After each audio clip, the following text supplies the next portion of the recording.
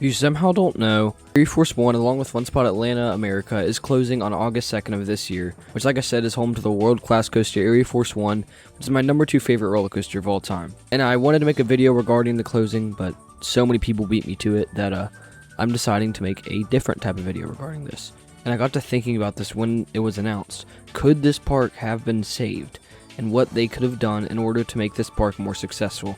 And I've come up with a way that this could have happened. So this is probably just going to be a short one. This is just me kind of ranting. Pretty rushed, but yeah, here we go. How could Air Force One and Fun Spot Atlanta, America have been saved?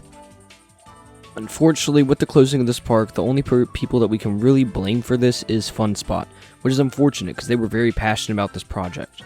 Generally speaking, when trying to build up a theme park to make it a big tier thing, there's typically 3 steps. First, you identify what this park needs, what its target audience is, what you want the target audience to be, and how exactly can you do that. Then you build up an infrastructure, see if things are working out, and again, just identify what you need, build smaller things, and build up to where you can start doing stuff big. And then step 3 is to make some bold move that will really get people coming in. Fun Spot did step 1 and 3, but they skipped step 2, which overall really messed up the park. They decided to plop Air Force One in, which really made it the only quality thing.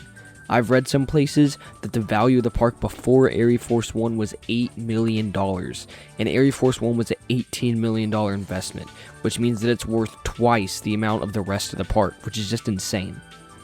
So here's what I would have done if I was in charge of Fun Spot and I was trying to develop this park. Whenever they bought the park in 2017, obviously they knew they wanted to invest a lot. So what I first would have done is just kind of like make the park seem nice, add more flat rides, maybe a smaller coaster, and just stuff like that throughout the years up until 2023, or if we're starting this investment plan at 2023, probably from like 2023 to 2026, just build up the park, invest like 5 to 10 million, and then build Air Force One. Or another thing they could have done is just built a Raptor, and you spent the same amount of money that they did on Air Force One, except build a Raptor and use the rest of the money that they would have spent on Air Force One, and just kind of spread that throughout the park and give the rest of the park a little love. Because like I said, Air Force One is a great ride, but it just wasn't pulling the people in.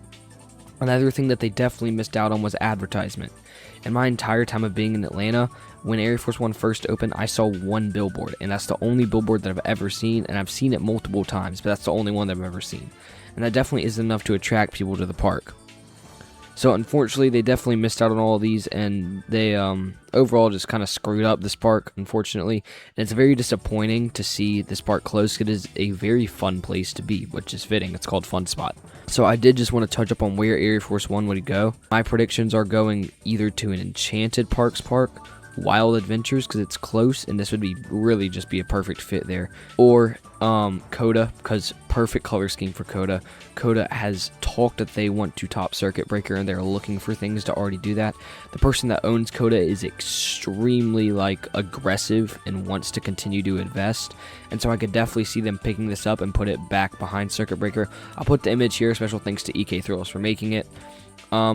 So yeah, those are if Air Force One does get relocated. Obviously, actually is a terrain coaster. For those who don't know, it has about 40 feet of elevation throughout it.